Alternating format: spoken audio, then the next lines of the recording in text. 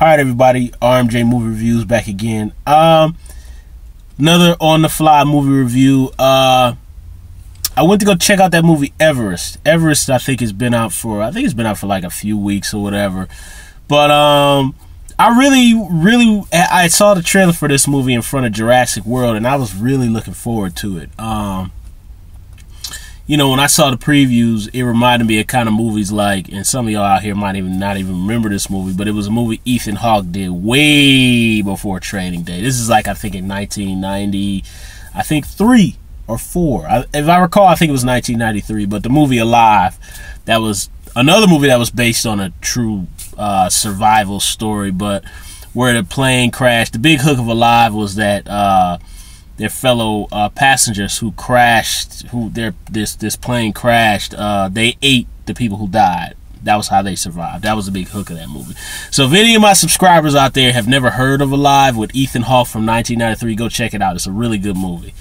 It also reminded me of, you know, other movies we've seen on mountains, you know, trash like Vertical Limit, and I'm trying to think, is there any other mountain movies that I can think of right off rip? There's none that I can think of right off rip because I'm a little bit tired. Just started a new job. I'm cooked. This is like my only off day and I'm back at it again tomorrow. Welcome to the world of adulthood. But either way, Everest, you know, Jake Gyllenhaal has a supporting role in it. Josh Brolin, the actor, and I can't remember the guy's name, guys, forgive me. He played John Connor, the bad John Connor in Terminator Genesis. I cannot remember the actor's name. The beautiful Robin Wright, I think she still goes by Penn, shows up in it. I mean, Robin Wright is really hot in this movie. I'm sorry, y'all. I'm like digging her whole like Southern Belle with the shirt. She looks like a really hot MILF. I like love her short hair. Man, she looks hot in this movie. I'm sorry. I don't know. She looks like a hot MILF. What's her name? Keira Knightley, Pirates of the Caribbean. She pops up. There's a whole lot of stars and character actors who show up in this thing. What really shocked me is, personally for me, I don't know if you could tell by my demeanor, I don't know, man. The movie didn't really do it for me. I mean, don't get me wrong. I don't at all think it's horrible or it's terrible, but I just kind of feel like, yeah.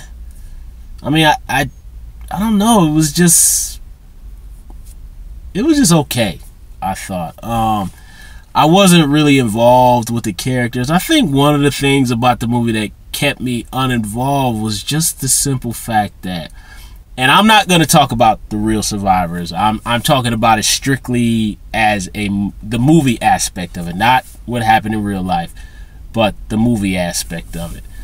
I just kept thinking the whole time watching the movie is you guys went up there on your own.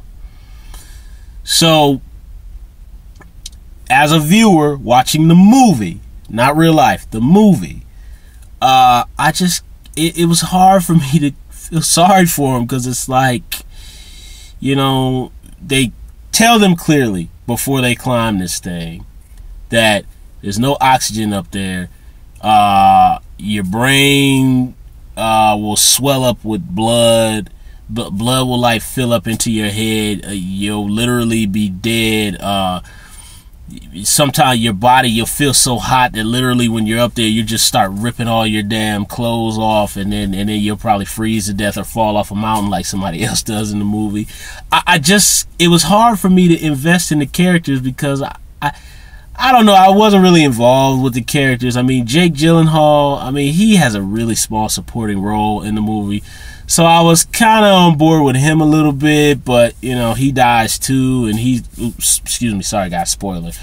I don't know, I just wasn't really into the characters in this movie. I was in the Robin Wright pen, but, you know, she's just like the victim on the other line going, we're going to help you out, baby. And, you know, I couldn't get involved with the characters, and then it was hard for me to stay in there because it's like, you went up there. You went up there. So I couldn't, I don't know. When you watch Alive, you know, or even a movie like Cliffhanger, which is more of an action picture, I'm sorry, is an action picture. You know what I mean? Those are circumstances where the characters are put in out of their control. But in this movie, they willingly walk up to the mountain. And there's already bad stuff that's kind of going down. I mean, Josh Brolin, Bran from the Goonies, he almost falls off a ladder into like a giant like hole. And the other guy from Terminator Genesis has to come get him. So it's clear that the signs are on the wall that this is not going to go well. So it was hard for me to, I don't know, I just thought it was okay. I didn't think the characters were that involving. And then my whole thing is, I understand this is, people, these people really died in real life. So I understand they couldn't kind of turn it on its ear and kind of start putting like movie action sequences in there. But in that case, in my opinion, what I think they should have did was, I think they should have just took the outline of the real events. Don't even put in the trailers or anything, or even put the real victims at the end of the movie like they did a la Lone Survivor. And they should have just took the outline and just made a completely fictional survival adventure movie. That's what I think the route they should have get. They should have went, instead of this whole based on a true story, yada yada. I don't even think they should have went that route. I think they should have just made it strictly fictional adventure survival popcorn movie. That's what I think they should have did. They didn't go that route. I don't know. I just thought it was okay. And and really, when the situations, there's a lot of CGI in this thing too. But when they get into the situations, it kind of did start to get a little bit more involving, and it was a little bit shocking when a couple of the people started like dying.